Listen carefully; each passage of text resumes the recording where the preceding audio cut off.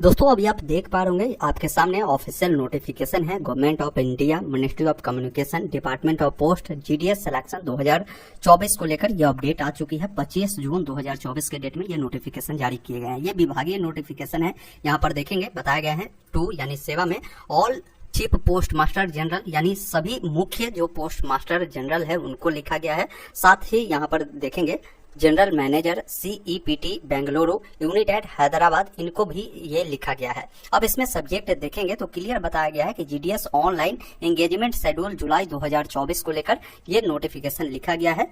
Preparatory exercise को लेकर यहाँ पर बताया गया है, देख लीजिए कि जो GDS भर्ती होनी है जुलाई 2024 को लेकर यहाँ पर कुछ डेडलाइन इन्होंने दिया है। इस डेडलाइन पर पूरी जो इनके द्वारा बताया गया है ये सभी चीजें जो है पूरी रूप से कंप्लीट कराने को लेकर यहाँ पर बताया गया है। सबसे पहला इसमें इन्होंने बताया है कि 1 जुलाई 2024 से लेकर 6 जुलाई 2024 के बीच में क्या करेंगे कि जो भी डिवीजन है उस डिवीजन का काम क्या है कि किस डिवीजन में कितनी सीटें खाली है इसकी डाटा जो है सर्कल को उपलब्ध करवाएगी। अब मैं आपको ये समझा देता हूँ एक बार। जैसे ये जो भी आप देख रहे हैं ये जितने भी स्टेट का नाम यहाँ पर है ये स्टेट क्या है, ये एक प्रकार से सर्कल है। जैसे मान लीजिए ये सर्कल बिहार सर्कल हुआ। अब बिहार सर्कल के तहत जो है इतने सारे जो है आपके डिवीजन है ये। अब इस डिवीजन में कहाँ कितने सीटें हैं ये डिवीजन क्या करेगी, इसकी डाटा जो है सर्कल को देगी। जैसे मान लीजिए बिहार में जितने भी सीटें हैं अब किस जिले में कितने हैं इसकी डाटा बिहार स्टेट सर्कल को मिलेगा। तो इसी प्रकार जितने भी डिवीजन के पास सीटें होगी सभी स्टेट का, तो जैसे ही वो भेजेगी उसके बाद इसका जो है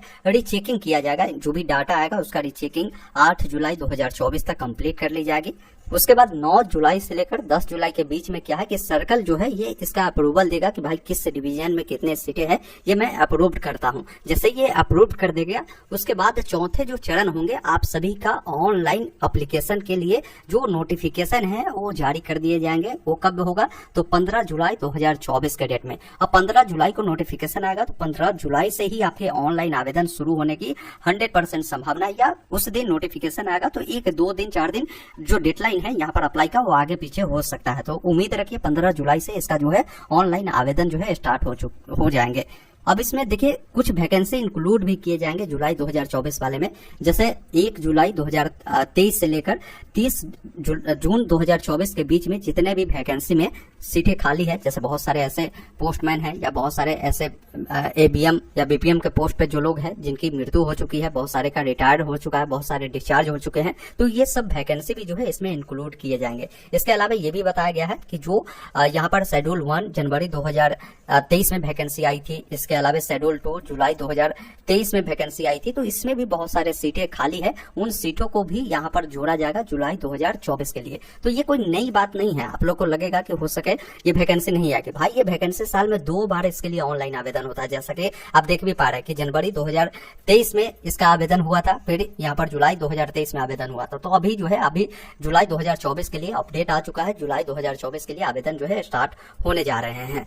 तो ये आप ऑफिशियल अपडेट समझ चुके होंगे। अब आइए मैं आपको और भी डिटेल जानकारी बताता हूं कि ये वैकेंसी जो है किन पदों पर होगी। तो देखिए यहाँ पर पोस्ट का नाम बताए गए हैं। वैकेंसी आपके जो होंगे ग्रामीण डाक सेवक जिसे GDS के नाम से जानते हैं, दूसरा BPM जिसे ब्रांच पोस्ट मास्टर के नाम से जानते हैं, और उसके बाद असिस्टेंट ब्रांच पोस्ट मास्टर ये BPM के पद पर होगी। अप्रोक्स 35,000 के करीब में ये वैकेंसी रहने वाली है तीनों पद को मिलाकर। इस फॉर्म को भरने के लिए आपको application fee general OBC WS वालों को 100 रुपए देने होंगे। बाकी SC ST कोई दिव्यांग होंगे कोई पैसा नहीं देना है, और फीमेल को भी कोई पैसा नहीं देना है। पेमेंट आपका ऑनलाइन माध्यम से net banking, debit card, credit card, UPI से एक्सेप्ट किए जाएंगे। अब बात करते हैं इस वैकेंसी के लिए आपकी उम्र क्या होनी चाहिए।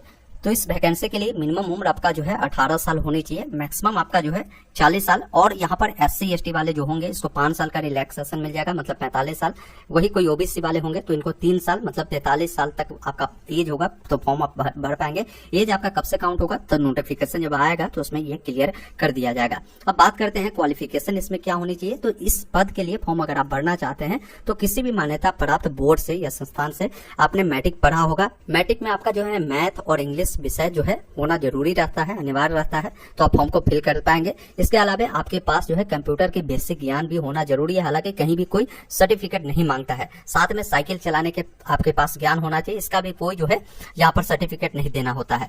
बाकी जहां से आप अप्लाई करेंगे वहां का जो लोकल लैंग्वेज है, स्थानीय भाषा है, उसकी जानकारी होनी चाहिए। जैसे मान लीजिए अगर आप बिहार से है और आप चाहेंगे कि भाई हम पंजाब से अप्लाई करना, तो पंजाब से आप अप्लाई करने के लिए पंजाब का जो लोकल लैंग्वेज पंजाबी है, तो पंजाबी आप जानेंगे तभी पंजाब से अप्लाई करेंगे। तो यही बेटर क्या होगा कि जिस सर्कल के आप है, जैसे बिहार के है तो बिहार के ही किसी डिवीजन से आप अप्लाई कर लीजिएगा, ये आपके लिए बेटर है। जहां का लोकल लैंग्वेज आप जानते हैं वहां से आप अप्लाई कर सकते हैं। अधिक जानकारी के लिए इनका जो नोटिफिकेशन आएगा उससे आप अवश्य पढ़ लीजिएगा। बहुत जल्द नोटिफिकेशन 15 जुलाई को जारी होने वाला है, तो उसमें देख लेंगे। अब इसमें सिलेक्शन प्रोसीजर क्या होता है तो समझ लीजिए। इसमें सिलेक्शन प्रोसीजर बहुत ही अलग प्रकार से होता है। देखिए, इसमें फॉर्म आप भरते हैं, फॉर्म भरने के बाद जितने भी बच्चे फॉर्म भरते हैं उन सबका क्या है कि 10th में जो भी परसेंटेज होता है उस परसेंटेज के अनुसार मेरिट बनती है। इस भर्ती की एक सच्चाई है मेरे भाई कि जिन बच्चों का अच्छा नंबर होता है 90%, किसी का 95%, किसी का 98-99% वाले बच्चों को जो है इसमें सिलेक्शन हो जाता है। बिहार बोर्ड वाले बच्चे होते हैं या यूपी वाले बच्चे होते हैं, यूपी बोर्ड का, तो उनका नंबर इतना नहीं हो पाता है, तो बहुत सारे बच्चों का सिलेक्शन नहीं भी हो पाता है। लेकिन जब इनका कई सारे मेरिट आती है, जैसे मेरिट 1 आएगा, मेरिट 2 आएगा, मेरिट 3, 7-8 मेरिट आता है, तो 7-8 मेरिट जब आता है तो उसमें जब बच्चों का सिलेक्शन बहुत सारे का होता है, डॉक्यूमेंट वेरिफिकेशन में नहीं जाते हैं, तो लास्ट होते होते 80-85% वाले बच्चों को भी इसमें सिलेक्शन हो जाता है। तो मैं कहूंगा कि आप फॉर्म जरूर भरिएगा। सिलेक्शन होना ना होना ये आपके हाथ में नहीं है, कभी कभी कटअप कम भी चला जाता है, तो उस समय आपके सिलेक्शन की चांस बन जाएगी। इसमें डॉक्यूमेंट वेरिफिकेशन, जिन बच्चों का यहाँ पर मेरिट में नाम आ जाता है उनको यहाँ पर डॉक्यूमेंट वेरिफिकेशन में बुलाया जाता है। अब डॉक्यूमेंट वेरिफिकेशन में बहुत सारे बच्चे छट जाते हैं क्योंकि वो गलत तरीके से अप्लाई करते हैं, तो वो छट जाते हैं। तो उस समय क्या होता है कि जो कम परसेंटेज वाले बच्चे होते हैं, 80-85 वाला को भी इसमें सिलेक्शन मिल जाता है। फिर आपका मेडिकल होता है, उसके बाद आपकी जो है ज्वाइनिंग प्रक्रिया करा ली जाती है। तो इसका बहुत ही शॉर्ट होता है सिलेक्शन प्रोसीजर, जिसके बारे में मैंने बताया। जब फॉर्म भरेंगे तो उस समय आपको कुछ डॉक्यूमेंट देने होंगे। डॉक्यूमेंट आपकी आधार कार्ड होगी, पैन कार्ड है तो पैन कार्ड दे सकते हैं। इसके अलावा जो भी आपकी शैक्षणिक योग्यता है, जैसे 10वीं है तो 10वीं की जो भी मार्कशीट है, सर्टिफिकेट है, वो आपको लगेंगे। जाति प्रमाण पत्र लगेंगे, पासपोर्ट साइज के फोटो लगेंगे, आपकी ईमेल आईडी, मोबाइल नंबर आपको लगने वाले हैं। बात करें इस पद के लिए सैलरी आपकी क्या होती है, तो देखिए बीपीएम पद पर अगर आपकी सिलेक्शन होती है तो आपको 12,000 से लेकर 29,380 रुपए तक आपकी सैलरी स्टार्टिंग रहेगी। वही अगर आपका सिलेक्शन बीपीएम पर होता है या डाक सेवक पे होता है तो आपकी 10,000 से लेकर 24,470 रुपए तक आपकी जो है सैलरी इसमें रखी जाती है।